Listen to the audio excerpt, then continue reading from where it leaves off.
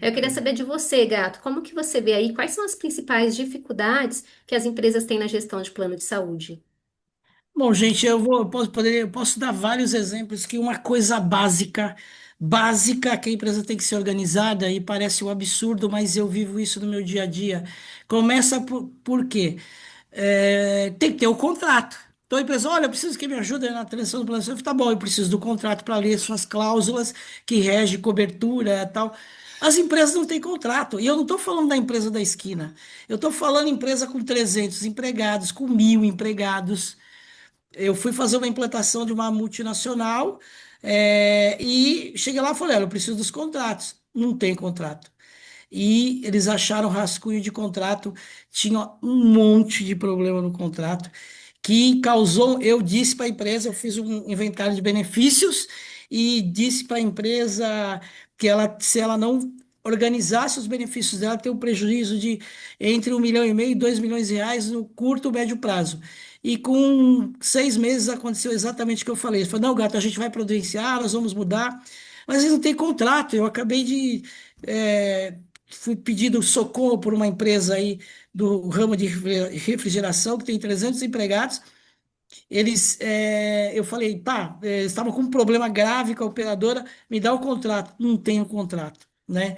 Então começa aí. Às vezes o cara não acha o contrato. Por isso, o nosso portal lá da RG Life, todos os contratos aditivos estão à mão, imediatamente. É uma coisa simples, mas básica. Estamos falando do básico.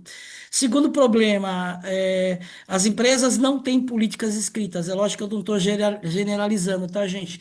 Mas eu vou dizer para você que só as empresas muito organizadas têm uma política de benefícios escrita.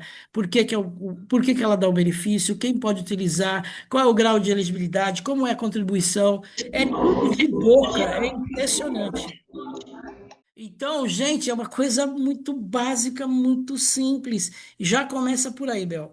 Não tem a organização básica. Você tem toda a razão em falar Sim. que o RH precisa ser organizado.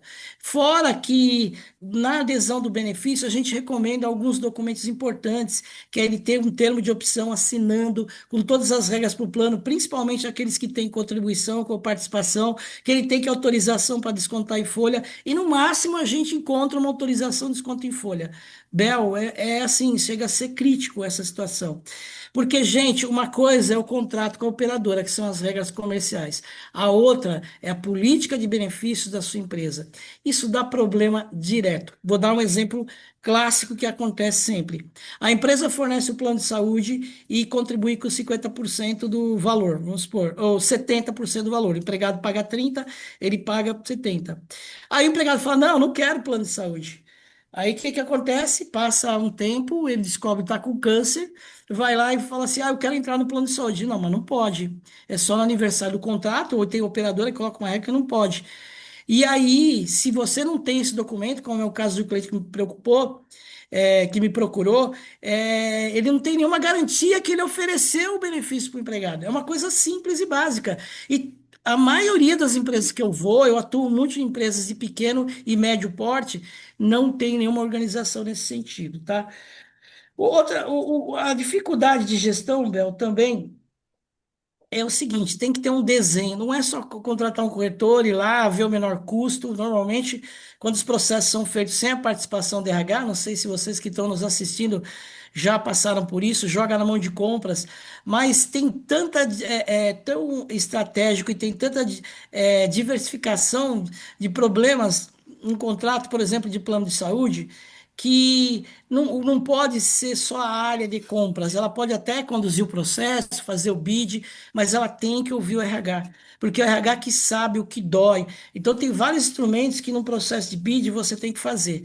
E aí, Bel, né, entra aquela questão também da questão de controle da sinistralidade. É possível controlar a sinistralidade?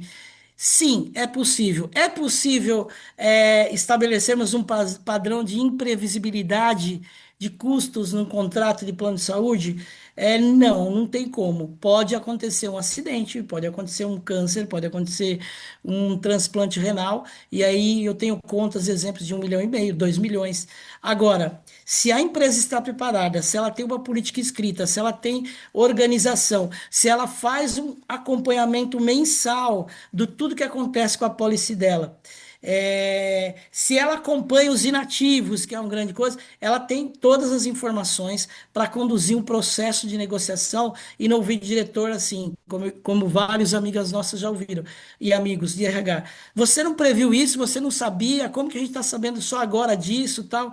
Então, essa previsibilidade, esse controle, essa gestão é fundamental para que a empresa tenha sucesso aí na gestão do seu benefício.